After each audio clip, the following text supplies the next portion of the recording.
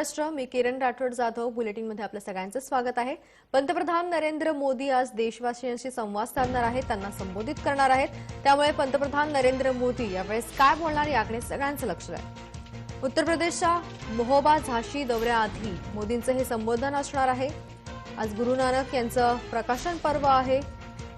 सिंचन प्रकल्पाच्या उद्घाटनासाठी पीएम मोदी आज महोबा यूपीला भेट देणार आहेत। त्यानंतर संध्याकाळी ते झाशीतील राष्ट्रीय संरक्षण समर्पण महोत्सवाचे सहभागी होणार आहेत अशी ही माहिती मिळते। त्यामुळे पंतप्रधान नरेंद्र मोदी हे विविध विषयांवरती भाष्य करण्याची शक्यता आहे। पंतप्रधान नरेंद्र मोदी हे नेमकं काय बोलणार याकडे सगळ्यांचं लक्ष लागलंय।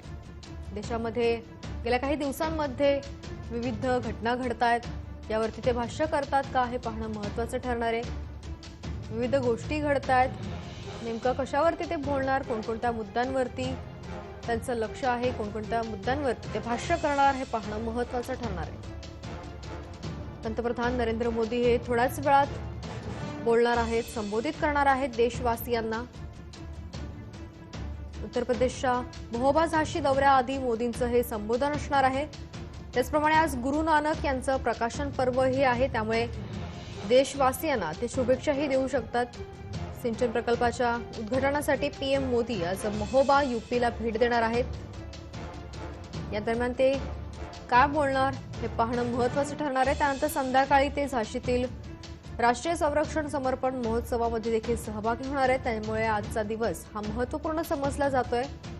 मात्र या दरम्यान पंतप्रधान नरेंद्र मोदी यांच्या संबोधनाकडे सगळ्यांचं लक्ष लागलंय। विविध विषयांवरती ते भाष्य करणार आहेत। तर सिंचन प्रकल्पाच्या उद्घाटनासाठी पंतप्रधान नरेंद्र मोदी आज महोबा यूपीला भेट देणार आहेत। आजपासून 3 दिवस उत्तर प्रदेशच्या दौऱ्यावरती आहेत, त्यामुळे त्यांचा हा दौरा महत्त्वपूर्ण समजला जातोय आणि या दौऱ्याआधी ते देशवासियांना संबोधित करणार आहेत, संवाद साधणार आहेत। विविध विषयांवरती ते भाष्य करणार आहेत। मात्र या दरम्यान ते नेमकं काय बोलणार हे पाहणं हे तितकंच महत्त्वाचं ठरणार आहे। दीपावली का पावन पर्व है। आज गुरु नानक देव जी का भी पवित्र प्रकाश पर्व है। मैं विश्व भर में सभी लोगों को और सभी देशवासियों को इस पावन पर्व पर हार्दिक बधाई देता हूं। ये भी बहुत सुखद है कि 1.5 साल के अंतराल के बाद करतारपुर साहिब कॉरिडोर अब फिर से खुल गया है।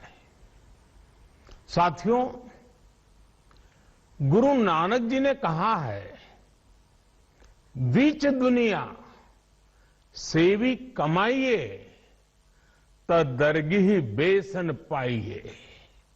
यानी संसार में सेवा का मार्ग अपनाने से ही जीवन सफल होता है। हमारी सरकार इसी सेवा भावना के साथ देशवासियों का जीवन आसान बनाने में जुटी है। न जाने कितनी पीढ़ियां जिन सपनों को सच होते देखना चाहती थी, भारत आज उन सपनों को पूरा करने का भरपूर प्रयास कर रहा है। साथियों, अपने 5 दशक के सार्वजनिक जीवन में मैंने किसानों की परेशानियों को, उनकी चुनौतियों को बहुत करीब से देखा है, महसूस किया है। इसलिए जब देश ने मुझे 2014 में प्रधानमंत्री के रूप में सेवा का अवसर दिया, तो हमने कृषि विकास, किसान कल्याण को सर्वोच्च प्राथमिकता दी। साथियों,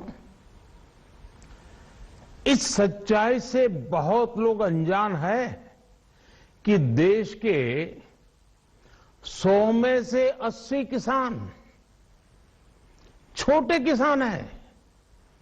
उनके पास 2 हेक्टेयर से भी कम जमीन है।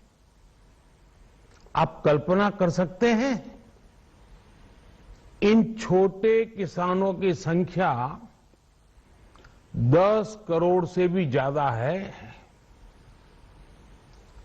उनकी पूरी जिंदगी का आधार यही छोटी सी जमीन का टुकड़ा है। यही उनकी जिंदगी होती है। और इस छोटी सी जमीन के सहारे ही वो अपना और अपने परिवार का गुजारा करते हैं। पीढ़ी दर पीढ़ी परिवारों में होने वाला बंटवारा इस जमीन को और छोटा कर रहा है।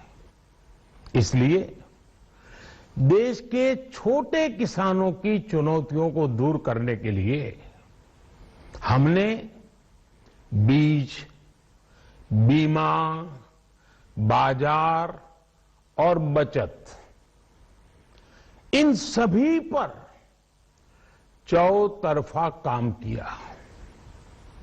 सरकार ने अच्छी क्वालिटी के बीज के साथ ही किसानों को neem coated urea, soil health card, micro irrigation जैसी सुविधाओं से भी जोड़ा।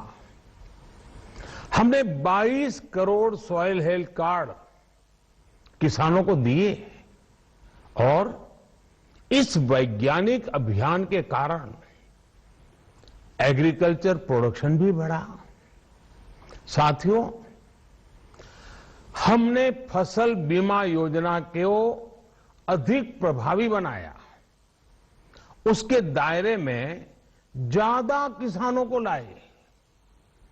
आपदा के समय ज्यादा से ज्यादा किसानों को आसानी से मुआवजा मिल सके, इसके लिए भी पुराने नियम बदले। इस वजह से बीते 4 साल में 1 लाख करोड़ रुपए से अधिक का मुआवजा हमारे किसान भाई बहनों को मिला है। हम छोटे किसानों और खेत में काम करने वाले श्रमिकों तक बीमा और पेंशन की सुविधाओं को भी ले आए।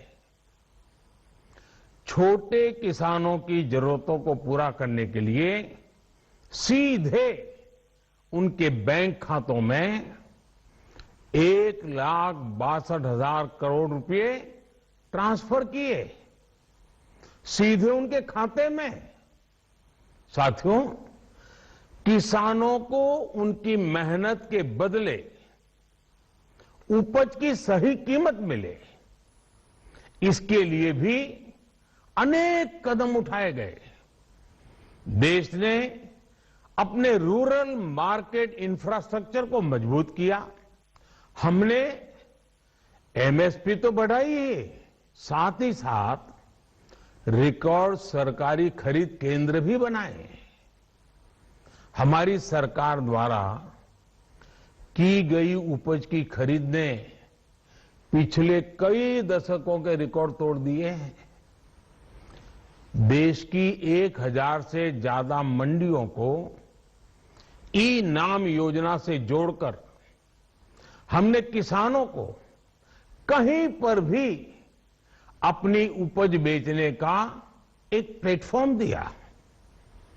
और इसके साथ ही देश भर की कृषि मंडियों के आधुनिकीकरण पर भी हमने करोड़ों रुपए खर्च किए। साथियों, आज केंद्र सरकार का कृषि बजट पहले के मुकाबले 5 गुना बढ़ गया है। हर वर्ष 1.25 लाख करोड़ रुपए से अधिक कृषि पर खर्च किए जा रहे हैं। 1 लाख करोड़ रुपए के एग्रीकल्चर इंफ्रास्ट्रक्चर फंड के माध्यम से गांव और खेत के नजदीक भंडारण, इसकी व्यवस्था, कृषि उपकरण जैसी अनेक सुविधाओं का विस्तार, ये सारी बातें तेजी से हो रही है। छोटे किसानों की ताकत बढ़ाने के लिए 10,000 एफपीओ किसान उत्पादक संगठन बनाने का अभियान भी जारी है। इस पर भी करीब 7,000 करोड़ रुपए खर्च किए जा रहे हैं। माइक्रो इरिगेशन फंड के आवंटन को भी 2 गुना करके 10,000 करोड़ रुपए कर दिया गया है। हमने क्रॉप लोन भी 2 गुना कर दिया, तो इस वर्ष 16 लाख करोड़ रुपए हो जाएगा। अब पशुपालकों को मछली पालन से जुड़े हमारे किसानों को भी किसान क्रेडिट कार्ड का लाभ मिलना शुरू हो गया है। यानी हमारी सरकार किसानों के हित में हर संभव कदम उठा रही है, लगातार एक के बाद एक नए कदम उठाती जा रही है। किसानों की आर्थिक स्थिति सुधरे, उनकी सामाजिक स्थिति मजबूत हो, इसके लिए पूरी ईमानदारी से काम कर रही है। साथियों, किसानों की स्थिति को सुधारने की इसी महाअभियान में देश में 3 कृषि कानून लाए गए थे। मकसद ये था कि देश के किसानों को, खासकर छोटे किसानों को और ताकत मिले, उन्हें अपनी उपज की सही कीमत और उपज बेचने के लिए ज्यादा से ज्यादा विकल्प मिले। बरसों से ये मांग देश के किसान, देश के कृषि विशेषज्ञ, देश के कृषि अर्थशास्त्री, देश के किसान संगठन लगातार कर रहे थे। पहले भी कई सरकारों ने इस पर मंथन भी किया था। इस बार भी संसद में चर्चा हुई, मंथन हुआ और ये कानून लाए गए। देश के कोने कोने में कोटि कोटि किसानों ने, अनेक किसान संगठनों ने इसका स्वागत किया, समर्थन किया। मैं आज उन सभी का बहुत बहुत आभारी हूं, धन्यवाद करना चाहता हूं। साथियों, हमारी सरकार किसानों के कल्याण के लिए, खासकर छोटे किसानों के कल्याण के लिए, देश के कृषि जगत के हित में, देश के हित में, गांव गरीब के उज्जवल भविष्य के लिए पूरी सत्यनिष्ठा से, किसानों के प्रति पूर्ण समर्पण भाव से, नेक नियत से ये कानून लेकर आई थी। लेकिन इतनी पवित्र बात, पूर्ण रूप से शुद्ध किसानों के हित की बात, हम अपने प्रयासों के बावजूद कुछ किसानों को समझा नहीं पाए। भले ही किसानों का एक वर्ग ही विरोध कर रहा था, लेकिन फिर भी ये हमारे लिए महत्वपूर्ण था। कृषि अर्थशास्त्रियों ने, वैज्ञानिकों ने, प्रगतिशील किसानों ने भी उन्हें कृषि कानूनों के महत्व को समझाने का भरपूर प्रयास भी किया। हम पूरी विनम्रता से, खुले मन से उन्हें समझाते रहे। अनेक माध्यमों से व्यक्तिगत और सामूहिक बातचीत भी लगातार होती रही। हमने किसानों की बातों को उनके तर्क को समझने में भी कोई कोर कसर बाकी नहीं छोड़ी। कानून के जिन प्रावधानों पर उन्हें ऐतराज था, सरकार उन्हें बदलने के लिए भी तैयार हो गई। 2 साल तक हमने इन कानूनों को सस्पेंड करने का भी प्रस्ताव दिया। इसी दौरान ये विषय माननीय सर्वोच्च न्यायालय के पास भी चला गया। ये सारी बातें देश के सामने है, इसलिए मैं इनके अधिक विस्तार में नहीं जाऊंगा। साथियों, मैं आज देशवासियों से क्षमा मांगते हुए सच्चे मन से और पवित्र हृदय से कहना चाहता हूं कि शायद हमारी तपस्या में ही कोई कमी रही होगी, जिसके कारण दिए के प्रकाश जैसा सत्य कुछ किसान भाइयों को हम समझा नहीं पाए। आज गुरु नानक देव जी का पवित्र प्रकाश पर्व है। ये समय किसी को भी दोष देने का नहीं है। आज मैं आपको, पूरे देश को ये बताने आया हूं कि हमने 3 कृषि कानूनों को वापस लेने का, रिपील करने का निर्णय लिया है। इस महीने के अंत में शुरू होने जा रहे संसद सत्र में, इसी महीने में हम 3 कृषि कानूनों को रिपील करने की संवैधानिक प्रक्रिया को पूरा कर देंगे। साथियों, मैं आज अपने सभी आंदोलनरत किसान साथियों से आग्रह कर रहा हूं, आज गुरु पर्व का पवित्र दिन है। अब आप अपने अपने घर लौटे, अपने खेत में लौटे, अपने परिवार के बीच लौटे। आइए एक नई शुरुआत करते हैं, नए सिरे से आगे बढ़ते हैं। साथियों, आज ही सरकार ने कृषि क्षेत्र से जुड़ा एक और अहम फैसला लिया है। 0 बजट खेती यानी प्राकृतिक खेती को बढ़ावा देने के लिए, देश की बदलती आवश्यकताओं को ध्यान में रखकर क्रॉप पैटर्न को वैज्ञानिक तरीके से बदलने के लिए एमएसपी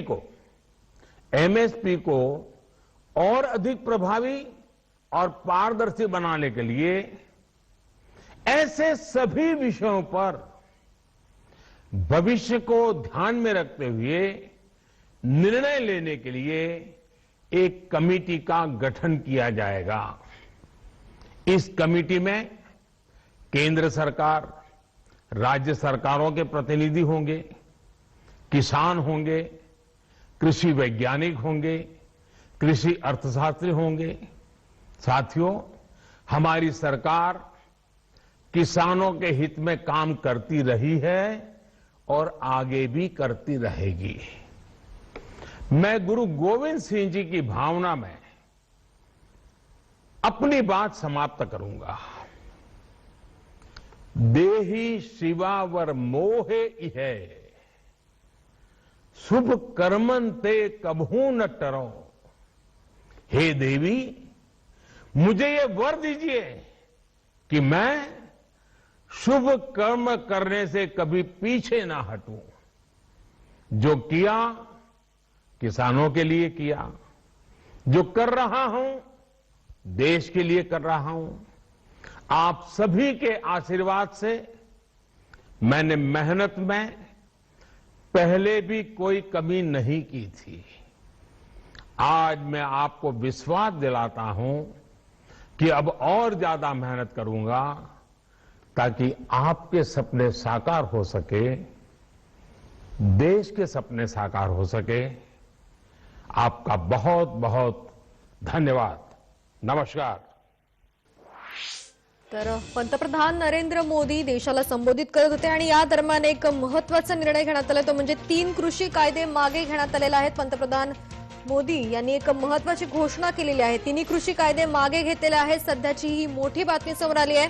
कृषी कायदे रद्द होणार आहेत, त्यामुळे मोदींची ही सर्वात मोठी बातमी। शेतकऱ्यांनो आंदोलन मागे घ्या असं आवाहन पंतप्रधान नरेंद्र मोदी यांनी केलंय। पंतप्रधान नरेंद्र मोदी यांनी सर्वात मोठी घोषणा केलेली आहे। शेतकऱ्यांसाठी ही अतिशय महत्त्वपूर्ण बातमी म्हणावी लागेल। 3 कृषी कायदे पंतप्रधान मोदींनी मागे घेतलेले आहेत। शेतकऱ्यांनी आंदोलन मागे घ्यावं असं आवाहनही पंतप्रधान नरेंद्र मोदी यांनी केलंय। मोदी सरकार कृषी कायदे मागे घेणार आहेत। सध्याची ही मोठी बातमी समोर आली। पंतप्रधान नरेंद्र मोदींची सर्वात मोठी घोषणा आता करण्यात आलेली आहे। आंदोलन मागे घ्यावं असं पंतप्रधान नरेंद्र मोदी यांनी शेतकऱ्यांना आवाहन केलंय। एमएसपी अधिक प्रभावी करणार असल्याचं पंतप्रधान नरेंद्र मोदी यांनी म्हटलंय। मोदी सरकार कृषी कायदे मागे घेणार असल्याची सध्याची मोठी बातमी। शेतकऱ्यांना दिलासादायक अशी ही बातमी। पंतप्रधान नरेंद्र मोदी हे काय बोलणार याकडे सगळ्यांचं लक्ष लागून राहिलं होतं, त्यामुळे ही एक मोठी घोषणा म्हणावी लागेल। शेतकऱ्यांनी आंदोलन मागे घ्यावं असं आवाहनही पंतप्रधान नरेंद्र मोदी यांनी या दरम्यान केलेलं आहे।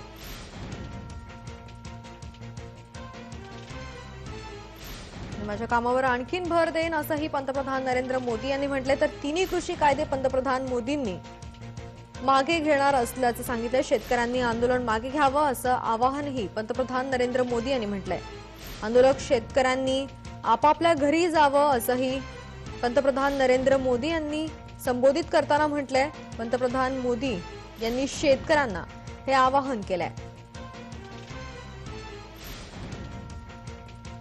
पंतप्रधान नरेंद्र मोदी यांनी देव दिवाळी गुरु नानक जयंतीच्या शुभेच्छा दिल्यात। 1.5 वर्षानंतर कर्तारपूर कॉरिडॉर प्रकल्प पूर्ण झालेला आहे।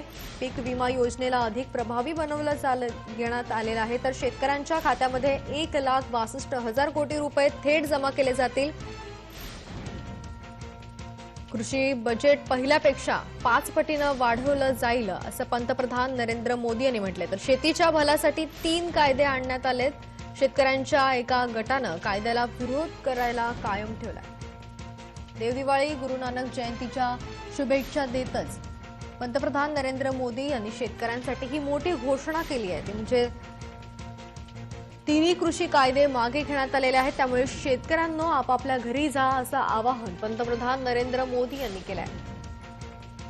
गुरु नानक जयंतीनिमित्तानं पंतप्रधान नरेंद्र मोदी यांनी मोठी घोषणा केली आहे। शेतकऱ्यांनी आपलं आंदोलन मागे घ्यावं असं आवाहनही त्यांनी या दरम्यान केलंय।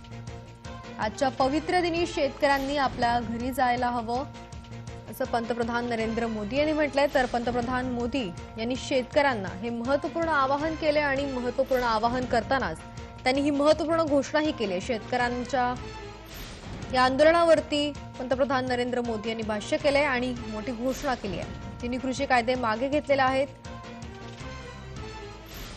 मोदी सरकार आता कृषी कायदे मागे घेणार असल्याची ही माहिती मिळते। शेतकऱ्यांनी आपलं आंदोलन मागे घ्यावं, आपापल्या घरी जावं असं आवाहन पंतप्रधान नरेंद्र मोदी यांनी केलंय।